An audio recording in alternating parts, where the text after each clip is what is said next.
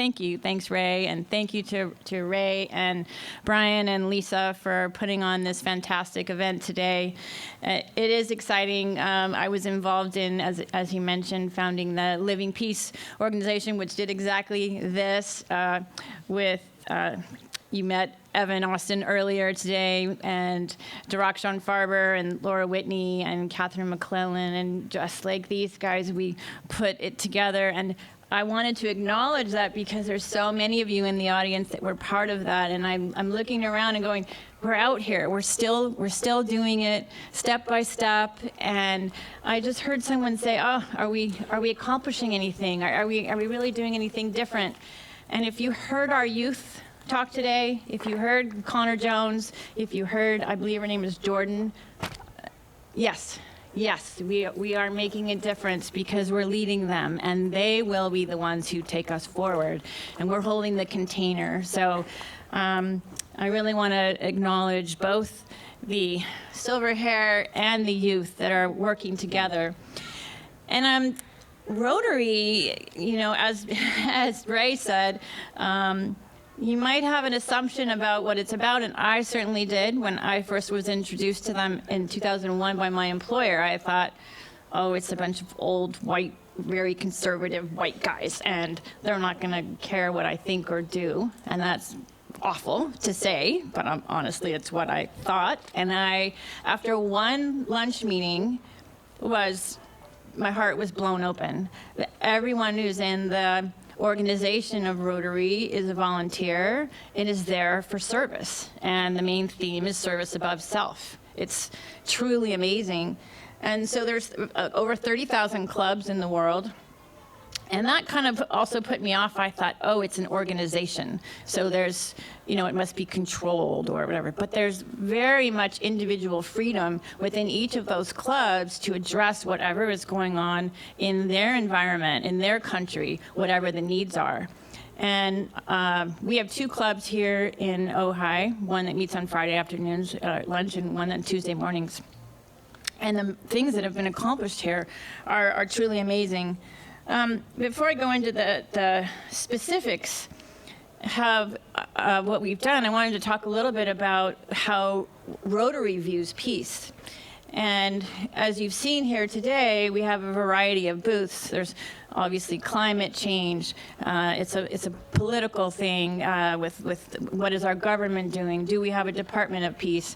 It's a lack of discrimination. But I have a beautiful quote here from Amber, and I'm sorry, I had your card with me, Amber, and there was a booth in the back, and she's fantastic. And she said, "Peace is not merely the absence of conflict, but the substance of our interdependence incarnate." So it's the clay that we're building everything out of. It's that safety. It's the sustainability, the basic needs met. The absence of conflict enables us to create that balanced, harmonious environment. So Rotary is based on that, and our principles of peace are: 1, individual responsibility, integrity, is it the truth? Respect, is it fair to all concerned? And intergroup cohesion, so goodwill. Will it better friendships? Is it beneficial to all concerned? And it's not just about human relations, but human relations with all the other kingdoms, with the animals, with the plants, with the minerals. And our responsibility, as some of the kids have said today, how we invest our money. Are we being responsible to that animal kingdom and what we eat and what is put in our schools, and how we invest our money, and what we drive, and how we talk to each other. And I love that Rotary allows each club to address any of those areas and to step in, and each individual to take their piece of peace. So some of the things that we've been working on to create those environments on an international level, we started a motorcycle repair program in Africa, so that the gentlemen there who need to earn money for their families and didn't have the opportunity, and were being pulled away and paid by I don't want to just say Al-Qaeda, but foreign negative forces, we now have given them the opportunity to create their own careers in a healthy way. Street Girls of Ghana, we went in and found that many women were working on the streets and becoming pregnant, and they were leaving their homes. It was the only way to take care of their families, their whole, parents and siblings. They would go into the cities and start working the streets, and they'd get pregnant. So we started a program where we brought in sewing machines and taught them how to sew and create products and they stayed in the home from a few months before they were pregnant to a few months after, and they were able to then take care of themselves.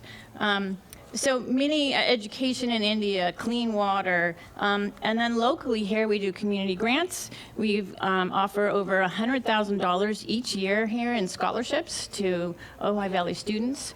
So it's everything from our local, our backyard, to all the way around the world. And I am proud to say that Rotary has made this its primary focus going forward. As you probably know, Rotary partnered with the UN Human Health Organization and the Gates Foundation to eradicate polio, and we're down to just 1 to 2 countries. And so they've been looking at what are we going to do next, and to take on peace is formidable.